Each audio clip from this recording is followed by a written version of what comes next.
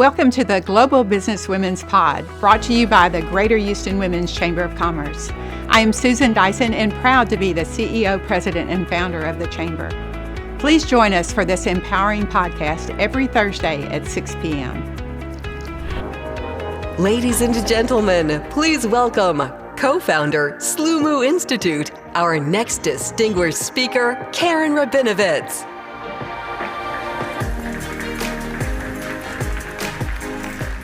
Hi, everybody, and thank you for being here. I know this has been a long day, and I am going to close it out with something really fun and really playful, which is this brand, Sloomoo Institute, that I am bringing to Houston at the Marquee, right where the Regal Cinema and the Dave & Buster's is. It's where the Van Gogh used to be. So I want to tell you about Sloomoo. You can see some of it on the screen, but before I do, I really want to start with a personal story. And it echoes a lot of things that have been said today, especially about having a purpose and really actually finding ways to put something forward that sets something up for those who can follow. About 7 years ago, I went through a pretty seismic life tragedy, and I know you can hear my voice gets shaky. I lost my husband, and it was sudden, and it was very much related to mental health.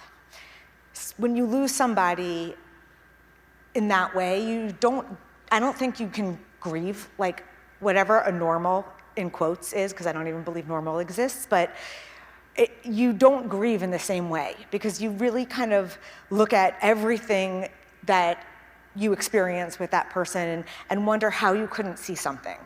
And you do a lot of self-blame.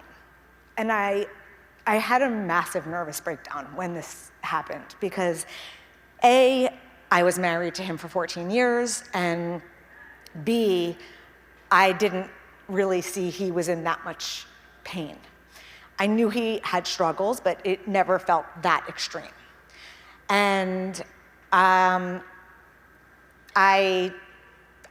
literally fell apart. I was really ill-equipped to handle this kind of grief. I didn't know some kind of pain like this could exist in the world. And 9 months after losing him, I then lost my cousin in the Parkland school shooting, which is another kind of grief that you can't explain and feels unjust. And it left me in this place of despair where I don't really think I left my house much for about 1.5 years.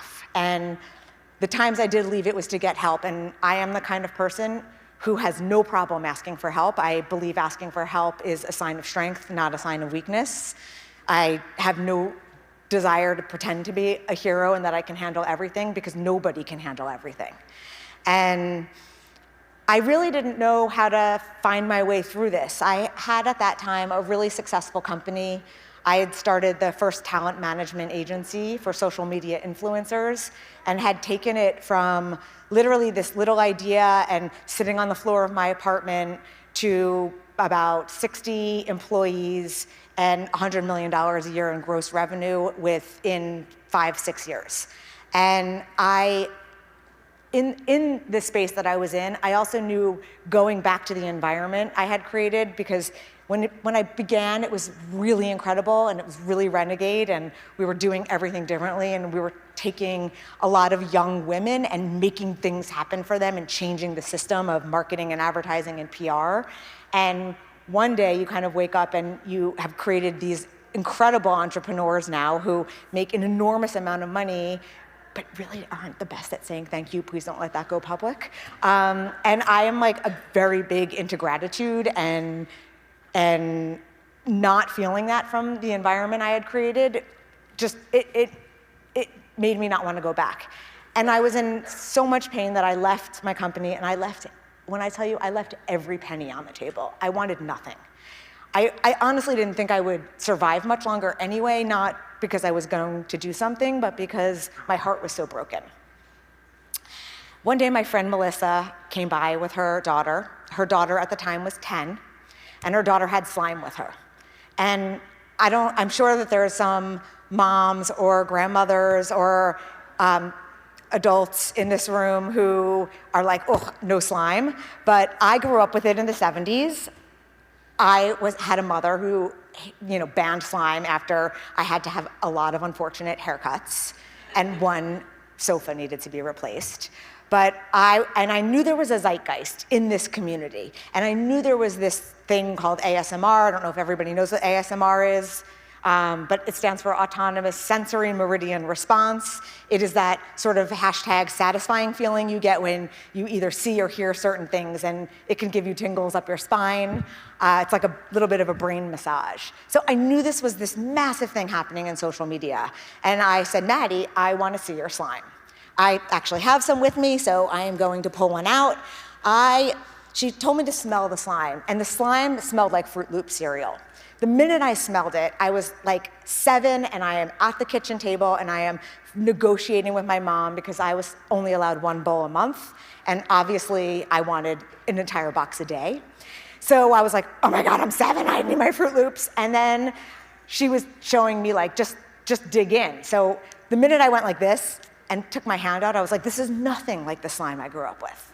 The slime I grew up with was not really playable. It was just jiggly and kind of gross, but I picked up the slime and I started to stretch it. And I thought I was playing with her for about 5 minutes when her mom, my friend Melissa, said, okay, well, we have to go now. And I said, you just got here. She said, you've been sitting on the floor with my daughter for 4 hours. In those 4 hours, I was 7. I was this joyful being. I had forgotten every single ounce of pain I was in.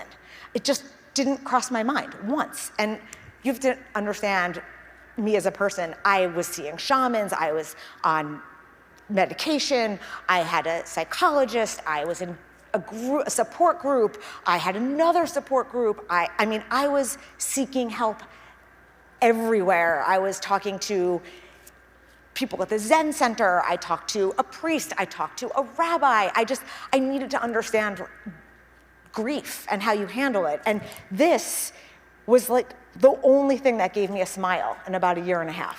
So as she was leaving, I said, where can I have one, and where do I get more?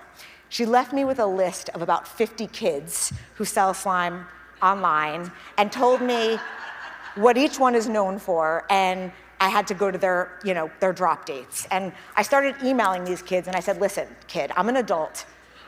I can't handle the pressure of going to your drop. I do that for sneakers. I'm not doing that for your slime. I will buy one of every one that you make, because as an adult, like, this wasn't a big splurge, if you just reserve them for me. So before I knew it, I had really made inroads with this community, and I was getting like the proactive links of here's all my new slimes. I was just buying all of them because I found myself so excited when my packages came. And I found myself making a secret Instagram account where I was just making my little hashtag satisfying hand videos. I have a really good friend named Sarah. We've been friends for 16 years. And one of the places where we bonded was our love of contemporary art. You can hear these sounds. She, at the time I was going through something really difficult, she was also going through something really difficult. About 1 year before I went through my loss, her husband, at the age of 50, had woken up and had bilateral strokes, and it led to a brain injury. And he has since been nonverbal, and he can't do any activities now of daily living. He can't feed himself, he can't go to the bathroom on his own, he can't change himself. He was a TED talker. So you can imagine somebody who was a TED talker who now his only words are yes and no. And his hands are sort of stuck in this position, so he has to be fed. He really needs around-the-clock care. And they have a daughter with a rare genetic syndrome called Angelman syndrome. And the symptoms of Angelman syndrome are that she can't do any activities of daily living. So she also needs to be fed, changed, et cetera. And she's also nonverbal. although a side effect of Angelman's is happiness, so she is an incredible ray of sunshine and just a beautiful soul. And we know she's in there and understands things. We took her to the Barbie movie, and she was laughing at all the same parts we were laughing at. We were like, okay, she must know. Like, I can't wait for, like, if they find this cure, which they're working on in the world, to hear what she has to say on the other side. I'm ready to plan her TED Talks. But, you know, she also has a neurotypical daughter. And her daughter, who is neurotypical, at that time needed so much more attention, because it was the feeling of, you have to show her the memories of her father speaking, because this happened when her daughter was 3. She's now 11. And, you know, she's losing her dad also. So I called Sarah and said, I need to come over and bring you some slime. And, you know, we were just constantly on the phone having hours and hours of, like, heavy grieving conversations. So I brought slime to her house. It was the Fruit Loop slime. She was literally like, I am at the table and I am fighting with my brothers over who gets the last bowl. I was like, I know, I was negotiating with my mom. And we sat on the floor for hours playing with slime. And then we would see how her 2 daughters would come to the slime together. And watching that dynamic was so magical, and seeing the happiness with her daughter who has special needs was just this, like, incredibly heartwarming thing. And that began Sarah and me it started as weekly play dates and led to daily conversations of all the new slimes. And then for me, what I realized started happening was my creativity started to come back.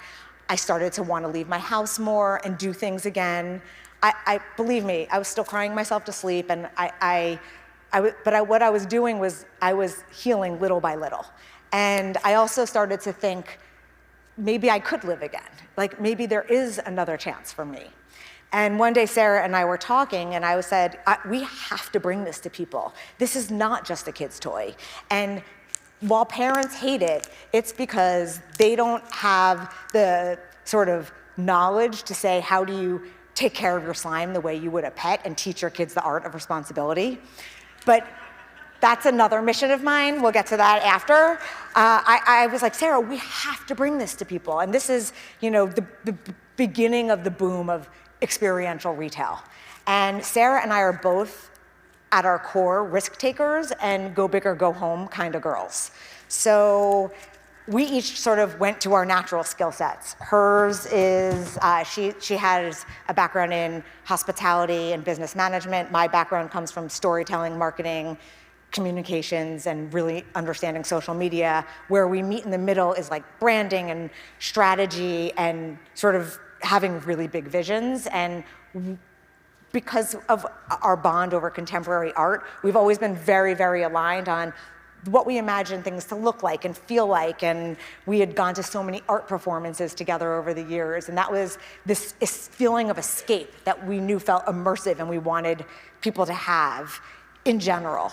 And she immediately went out and started looking at real estate. I immediately went out and got us a lawyer and had an operating agreement, called the guy who does all my branding for the last 20-something years and said, I don't know what we're gonna call it yet, but I'm giving you a mood board for a new company I wanna do. Start thinking about the branding. He was like, without a name? I'm like, yeah, don't worry, I'll come to the name. Just like, start thinking of logo treatments that are about this. And 12 months later, we opened Sloomoo Institute in New York City. And we opened this brand with a cause. So it is a ticketed experience, but we're very much married to giving back to mental health and supporting mental health.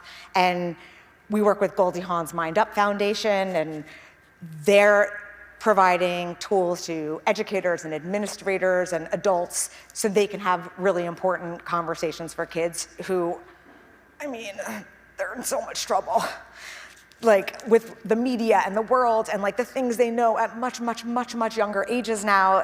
And what social media can do to kids can be kind of dreadful. I mean, it can be dreadful for us adults too. So mental health is really important to us, and inclusivity. We express that, like in the world of slime, nothing matters when you're playing with slime.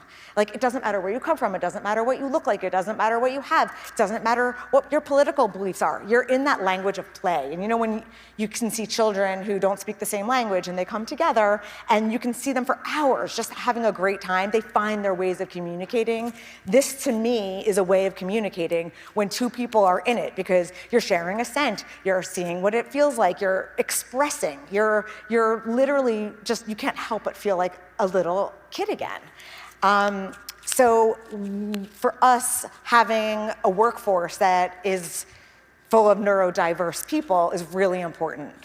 And when I was saying, earlier, is that when we saw that video of like saying, it's about the person after me and the person after me, for Sarah and me, we, I think, have experienced things that are really, really difficult to handle, but these are things that happen to everybody on some level. We're all going to be touched by trauma or loss, or we have friends who are. And it's really easy to be doom and gloom. And I was. And I'm not saying it's still easy for me, but like every day I sort of have to, I look at reminding myself that I can choose a path of joy. And that didn't happen right away, but creating this world and getting really intentional about why we wanted to create it, having that why, became something that drove me into having a second lease at life. And I have a husband again, and I still think about my late husband, who I actually believe sent this to me. In some weird way, I think he said, this is actually how you can now live your true self, because a lot of my career, I was in the hustle of the media world, and I worked with mostly fashion brands, and I love fashion, but you can get caught up in the superficiality of it very easily, and you can easily find moments of like, you losing all sense of your soul, because you're focusing on these superficial things. When you're playing with slime, you're not pretty. It's not about wearing nice clothes, and you definitely don't want a nice handbag. And by the way, parents, any adult, if it is all over anything, it will come out with white vinegar and water, so please do not try anything else, because that's when you'll ruin it. But white vinegar and water, that's my big PSA. It will come out of your sofa, your clothes, your rugs, hair, anything. But we created Sloomoo with those two missions, because I think, especially on the neurodiverse side, so many parents are now hearing other people tell them there's no home for their kid in the workforce or in the world. 85% of adults with autism don't find jobs. And we want families and people who come to our world to walk in and recognize the people who are there and say, oh, there is a home for and a future for my child or my friend or my cousin. And you can see every walk of life in our space, not only as guests, but who work there, and work there at all levels, not just on the floor greeting people or as slime tenders, but also on the corporate level, which is a big part of our mission. So anyway, I give you this because I think that our personal stories and what we've been through and the way that we use them to create something new are what the brand is really about. Because on paper, it is this really joyful, colorful, glossy, fun. I mean, it is fun, but it's for a reason, and it has that meaning. And we really love to share that meaning because we want other people to know that you can create meaning in your life from the hardest of things. So, that said, we're bringing this little magical universe to Houston and already meeting with organizations in Houston to help us fill some positions for people who are neurodiverse, and working with how do we connect with the community, because our tickets, I'm not going to lie, they're not really that cheap, and it's because we have an enormous amount of overhead. We have a 23,000 square foot space. We make all of the slime on the premises. You'll have 35 people working on the floor on a busy day, plus another 10 to maybe even 15 making the slime all day in our industrial mixers in our quote-unquote kitchen, city block worth of Elmer's glue.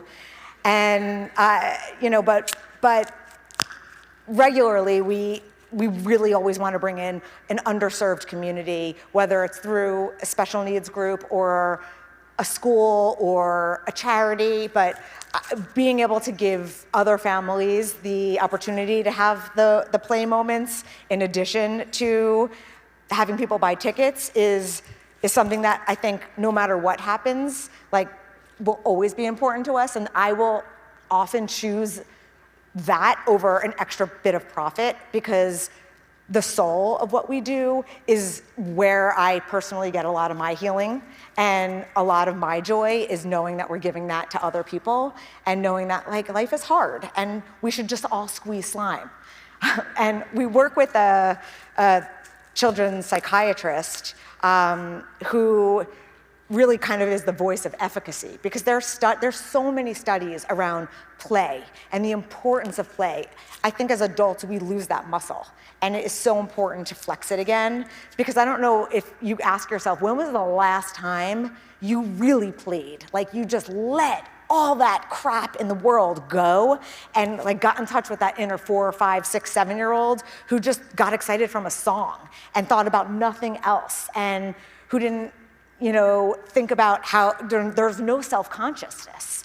And when we find, when people come visit us, within probably 10, 15 minutes, their phones wind up going in their back pocket, and they're connecting. And on one level, it's amazing. On another level, I'm like, oh wait, I want my user-generated content, so bring your phone back out, but not. That's my little selfish voice being like, can you please make a video and post that? But that way of connecting with people is that's what matters in life. No one's going to go to the end of their lives and think, oh, I wish I did anything more other than connect with the people they love and meet great people and get inspired by them. So when you're squeezing around a slime vat that might smell like birthday cake, it becomes this really joyful moment and this memory. And when you come to our space, and there's about 90 minutes to 2 hours of things to do which is hard to believe you can do with this, but you can, because our world, it's really about tapping into your senses. And when we were talking to the psychiatrist about why, she was explaining that when you are really present in your sense of sight, your sense of touch, your sense of sound, your everything but eating, it's really hard for your brain to go elsewhere. So I am hoping that some of this encourages you to give yourselves permission to play, which is, I love that phrase, which Marie Kelly is over there, she's with me, she's our head of marketing and partnerships, and helped get me here today and came up with that saying, permission to play, which is ultimately what Sloomoo Institute is about. We open next month.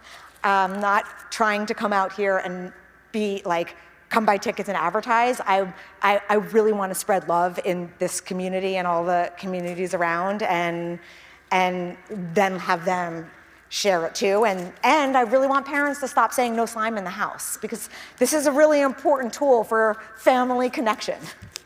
So thank you. Thank you so much for joining us. We will see you again next Thursday at 6 p.m. For more information about the Chamber and our podcast, please visit us at GHWCC.org.